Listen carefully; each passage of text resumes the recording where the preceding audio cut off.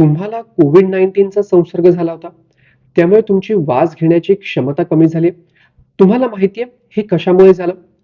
कोविड-19 मुळे तुमच्या मेंदूत बदल झालाय. एम-आर-आय स्कॅनचा अभ्यास केल्यानंतर संशोधकांना ही माहिती मिळाली. चला, या व्हिडिओमध्ये या रिसर्च बाबत जाणून घेऊया.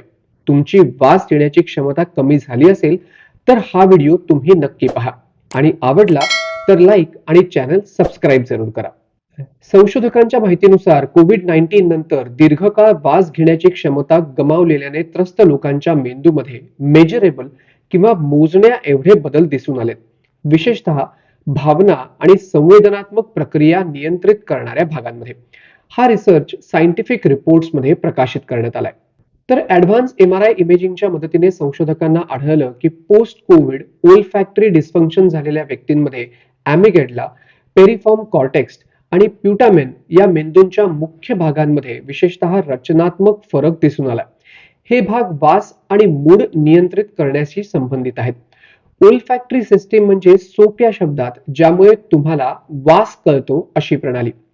तर पबमेड मध्ये छापलेल्या रिसर्चनुसार 60% लोकांना कोविडमुळे वास आणि टेस्ट येत नव्हती.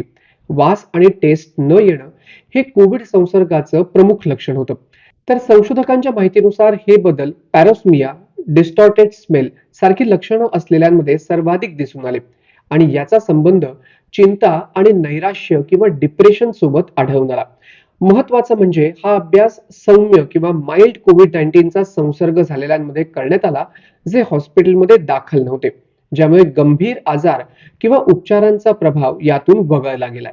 तर यावरून स्पष्ट होतं की वासाची क्षमता दीर्घकाळ गमावणं फक्त संवेदनात्मक समस्या नाही, तर यात मेंदूमध्ये दीर्घकालीन बदल असू शकतात. हे न्यूरल बदल मेंदूचा समायोजित होण्याचा किंवा भरून काढण्याचा प्रयत्न दर्शवू शकतात. थेट नुकसान नव्हे, पण मूड डिसऑर्डरशी संबंधित असल्यामुळे लॉंग कोविडचा व्यापक परिणाम यामुळे लक्षात येतो. संशोधक म्हणतात हे निष्कर्ष पोस्ट कोविड-19 आणि मेंदूतील बदलांमध्ये वाढत चाललेल्या पुराव्यांना पुढे जोडतात, विशेषतः वासाशी संबंधित भागांमध्ये. यावरून दिसून येतं की या बदलांचा दीर्घकालीन लक्षणांच्या निर्माणांशी संबंध असू शकतो. भविष्यात दीर्घकाळ आणि मोठ्या लोकसंख्येवर याबाबत अभ्यास गरजेचा आहे. हा व्हिडिओ आवडला असेल तर लाईक, चॅनल सबस्क्राईब आणि व्हिडिओ जास्तीत जास्त लोकांपर्यंत शेअर करायला अजिबात विसरू नका.